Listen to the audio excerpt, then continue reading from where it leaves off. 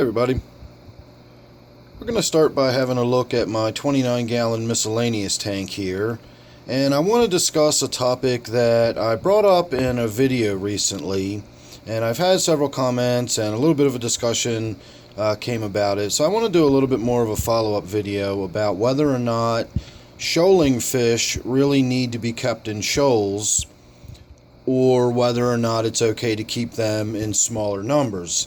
Now, if you're not familiar with what the difference between shoaling fish and schooling fish, I will attach a card and you can watch my other video where I bring this topic up, and that will get you caught up to date for this video. So in this video, I want to talk about some of the differences between what we read as far as how to care for your animal versus the real world scenario of keeping fish in an aquarium. So the reason we're looking at this tank is I have 5 blue glowfish that are really just skirt tetras that have been genetically modified. So I have what you would probably call a school. Technically it is a shoal, but for the purposes of this video I will just call it a school because that's what everybody always calls them. So I've got a school of 5 skirt tetras in this tank. And first of all, you can notice that they do not tightly pack together. They're spread all over the tank. Each one is doing its own individual thing. Nobody's really paying attention to each other. So that's a pretty good indication that they don't really need to be tightly packed together. But here's where the question arose. I had a fish die in one of my other tanks that I have what we will call a school of fish. We can actually walk on over there and look at it. I've got my crab tank covered up just because it makes shooting video tough with all that light glaring off of it. So in this tank, my 125-gallon tank, I have this little shoal, or we'll call it a school, of Congo tetras. And I lost one recently, and I've got another one that doesn't look particularly good, and I'm probably going to be losing that one here in the relatively near future.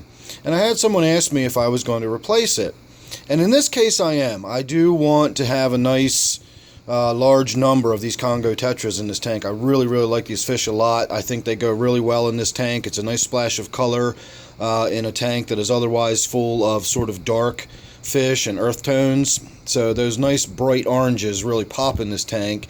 So in this case, I am going to replace the one that died. I'm actually going to try to add a few more if I can. But let's say I wasn't going to. Let's go back over here and look at my skirt tetras again. I'm not going to be buying any more of these glowfish. I've had them for about 4 years now. I bought them when I first started keeping fish. I actually had 6 of them in here, and one died not long after getting them. The other 5 have survived for roughly 4 years now. So what do I do when another one dies or another one dies? Have I doomed myself to keeping skirt tetras for the rest of my life in this tank? Because if you have to keep 5 of them, and a couple die, and now I've only got 3, you know, do I have to find a home for the other 3 so that they can be in a group again? Do I have to buy 2 or 3 more just to maintain 5 of the skirt tetras in my tank?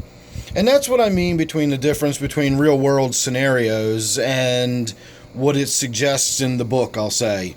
You know, you're supposed to keep 5 of them together. Sure, that's great. I'd love to. But, you know what? I'm not going to replace the ones I've got. So as they die off, I'm going to have less and less. And eventually I'm going to have 1 skirt tetra left in the tank. And when the last one's dead, I'll be able to put something different in here and move on and try new fish and experiment with other species or whatever.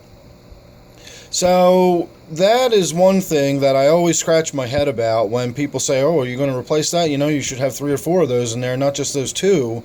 And, you know, no, I'm not going to replace them. I don't want to have these kinds of fish in my tank forever. At some time, I'd like to move on and put a different kind of fish in the tank. Now, see, that was another good example. If you saw that angelfish showing a little aggression towards that skirt tetra, which is perfectly normal, no stress, no fuss, no muss, it's not hurting anybody. But when you think about why these shoaling fish tightly pack together, it's because they have a predatory fish that's with them, and they're scared, and they group together for safety. And you can see they didn't really do that. So even with 2 angelfish in this tank, they don't really pack tightly together. And if you'll notice my neons, they will interact with each other, but they will also sort of do their own thing, like this guy over here swimming around. Now if you look at his behavior, and then you look in this tank, and let's see, I've got a neon right down here. If you look at the behavior of this neon, it's not really a whole lot different. It's not really behaving oddly, or, I don't know what you would expect to see of the fish acting differently if it wasn't in here with a whole group of its own kind. And I do have 3 of them in here, and sometimes they hang out together and sometimes they don't. And they're not really stressed out about it. So once again, do I have to add a bunch of neons to this tank just to make the 2 or 3 neons that are in here feel more comfortable or feel better? I don't know. I don't really think that's the case. But once again, I'm talking about real world scenario versus ideal scenario. Now, having said that, if you've got a 10-gallon tank and you really like the Congo tetras, don't say, oh, well, I'll just get 1 and put it in there. If it's a fish that really should be in a group of 5 and you can't put 5 of them in your tank, then I wouldn't recommend getting them. If it says that they're supposed to be in groups of 5 or 6, they do better in schools, well, take that seriously, but don't panic over it. If you've got 5 or 6 of them and then a couple die as time goes on, you don't have to replace them. The fish aren't going to, die of loneliness if they don't have a group of their own kind with them, more often than not. Now, as I said before, I will explain again in this video in case you didn't want to watch the other one. In this tank, I have these zebra loaches, or striated botias. And when I first started keeping fish, I got one of these, and it really did not thrive. It did not do well at all. Its color wasn't good. It was really listless. It didn't do much more than hang out and lie on the bottom. And I was recommended to give it some friends and add 3 or 4 more. So I actually bought 5 more and brought the number up to 6. And when I put them in the tank, I noticed an immediate difference in behavior, and they began to interact with each other, and the listless one started behaving perfectly normally like they do now, or like I would have expected it to behave in the first place. And the color came back and its health improved. It was an amazing difference by having a group of them together.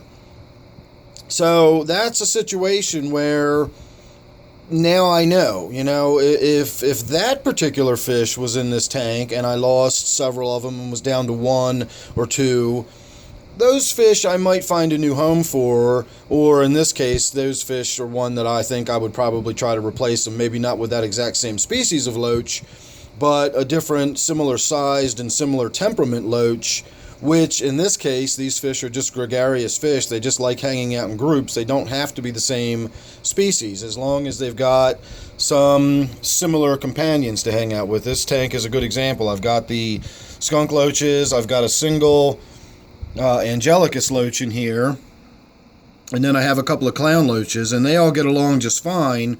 And this single Angelicus loach isn't lonely. That's another one that needed to be in a group. I had one of these.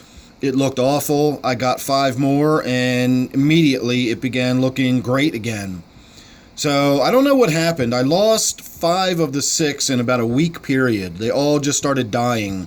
And this is the only one that survived, and that was maybe 2 years ago, or longer than that, maybe 2.5 years ago.